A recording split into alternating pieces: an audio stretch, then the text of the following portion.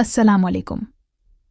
आज की वीडियो आपको बहुत दिलचस्प लगेगी क्योंकि इसमें बताया गया है कि मोटी औरत के साथ कैसे रहना है। मर्द अक्सर शिकायत करते हैं कि जमाअ के दौरान मोटी औरत की टांगें पूरी तरह खोलना या उसे अपने कुंधों पर उठाना बहुत मुश्किल है। इससे बातन का मुकम्मल तौर पर दाखिल होना मुश्किल हो जाता है। ये मुश्किल उन्हें सेक्स की हकीकी लज्जत से महरूम कर देती है।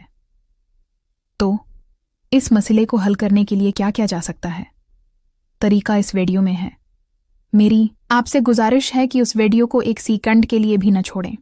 मेरे चैनल पर नए आने वाले मेरे चैनल को सब्सक्राइब करें और वीडियो को लाइक करें क्योंकि मेरी हर नई वीडियो यकीनी तौर पर दिलचस्प होती है। अगर आप सब्सक्राइब करेंगे तो आपको मेरी तमाम वीडियोस देखने को मिलेंगी। अब बहस शुरू करते हैं। बहुत से लोग पूछते हैं कि मोटी औरत या दबली पतली औरत शादी के लिए बेहतर है। मैं पहले ही उस मौजू पर एक तफसीली वीडियो बना चुका हूँ, ख़वातीन के बारे में जिनसी मालूमात से भरपूर। इस वीडियो समेत ये मेरे चैनल पर दस्तयाब है। मैंने तफसील में लिंक दिया है, अगर आप चाहें तो इस वीडियो के बाद देखें। अब असल सवाल की तरफ आते हैं कि मोटी औरत के साथ क्या तरीका अख्तियार किया जाए। देखो नाजरीन, मेरे बहुत से दोस्त हैं, इनमें से कुछ का वज़न भी ज़्यादा है।